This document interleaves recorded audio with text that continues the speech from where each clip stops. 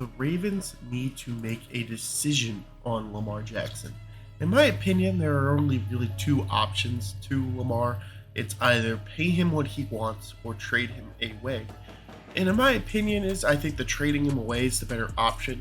His particular play style just does not seem to last for 5 more years. And do you really want to pay him $250 million guaranteed for 5 more years when you can get a king's ransom back for him? People like Mike Vick, Cam Newton, RG3, those guys just don't last that long in the league, and Lamar falls into the same category as those players. He's already injury prone, as the last 3 seasons, our season has came to an end because of Lamar getting hurt in crucial gameplay. People talk about how we can't win with Tyler Huntley. Well, he's been thrown into an offense made for Lamar in the most crucial time of the year, the last 2 seasons, and then the year before that, he was thrown into a playoff game that Lamar got hurt in and was playing pretty bad in.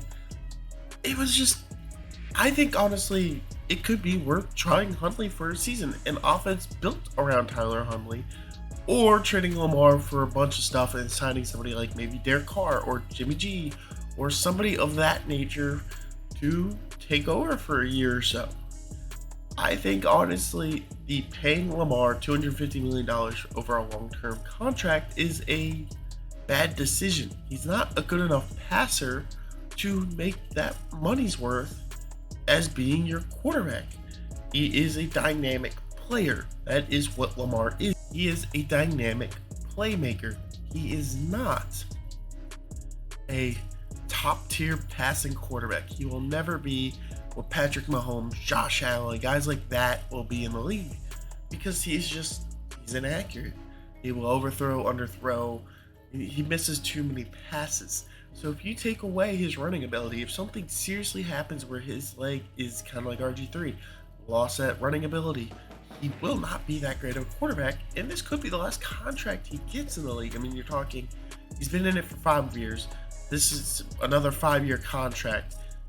People like that just don't last that long in the league with the possibility of suffering these injuries. I mean, I don't blame him for trying to get what he wants, personally. And somebody will pay him, and that's the thing the Ravens really got to realize. He knows, the fans know, players know, everybody knows that there will be a team that will pay Lamar Jackson what he's asking for, because maybe you get 1 or 2 more years of him being the dynamic, fierce Lamar Jackson. Maybe you get lucky and he survives all 5 years without serious injuries and can play to that level. But in my opinion, he's not even been able to stay healthy the last 2 years. He's only played 12 games the last 2 years. And he throws a lot of interceptions for a guy who is considered a top tier. And in my opinion, given what the Browns were able to, or what the Texans were able to get from the Browns in the Deshaun Watson trade, I think they can get even more for Lamar Jackson. Everybody knew Deshaun was never going to play with the Texans again, yet the Browns still gave up like everything for him. And I just feel like if the Ravens really want a chance to win a Super Bowl again, it's not with Lamar. I don't think his play style will win us playoff games. I think, honestly, if we wanted to, I think the best bet is move, get our king's ransom, and build a new team. Stick with Huntley for a year. If we suck, we get a new quarterback the year after. I don't see much of a point in paying Lamar $250 million for him to get injured halfway through the season. And honestly, at this point, the defense carries this team week in and week out. If it's Tyler Huntley or Lamar Jackson in the lineup, and you could pay some of those guys more money if you weren't going to pay Lamar $50 million a year.